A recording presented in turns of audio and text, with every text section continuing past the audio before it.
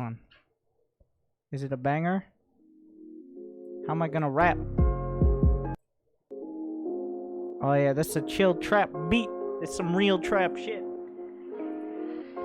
Because dumb units like the Reaper Grenade or Liberator and 12 workers start, you have more resources now because you have to spend them. Yet before, you can scout what your opponent is doing. Build A beats build B, build B beats build C, build C builds beat A.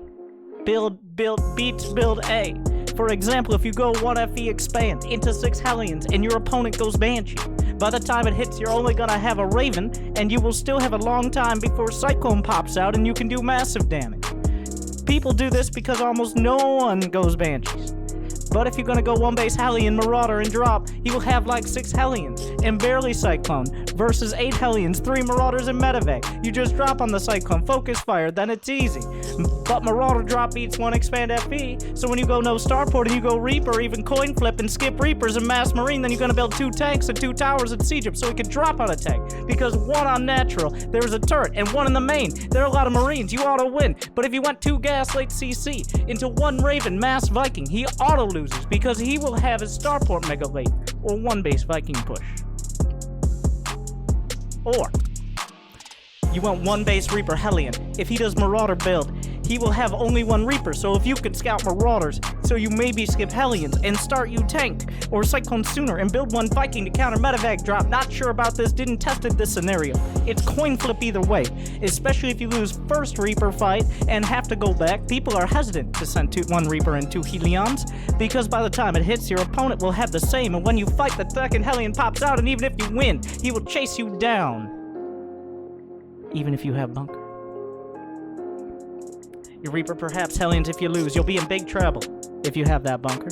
He can split Reaper Hellion and do some damage, and if you not auto lose, it snowballs so fast. If you go for Cyclone, it takes long and all your SCV or natural die. Plus 1-2 Reapers do damage in the main.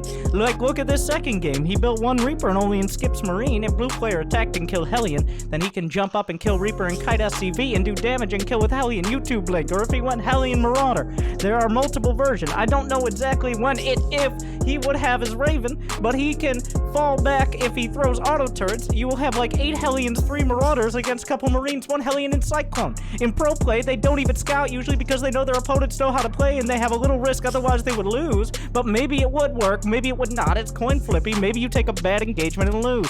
They will probably not risk it in game. Haha, look at this third game. He proxied 2 Marauders auto win versus Hellion Reaper. Player didn't scout. Well, I heard pro players saying that you can't first SCV scout, but it's only 40-60 minerals a minute. You can't hold this build without scouting. Even scouting for proxy doesn't always work on some maps. For example, in PvT, Protoss can proxy and gate and even Terran scout both places. I saw how pro players scout, and there is still space to put it somewhere without adding much distance, like half of 1 expansion site in length. This game just become completely dice roll. Yet there is no way. Every game you are just rolling dice. This match is just cheese fest and coin flip like every other match. Damn, this is so stupid. If this was RTS, you should be able to scout what your opponent is doing and react. Don't say an all-in shouldn't exist. But there should be a way to defend it always, even if it is not easy. Or always scout.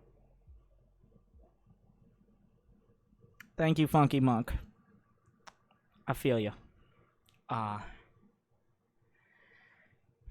You make a compelling point. Smash that like button if you agree.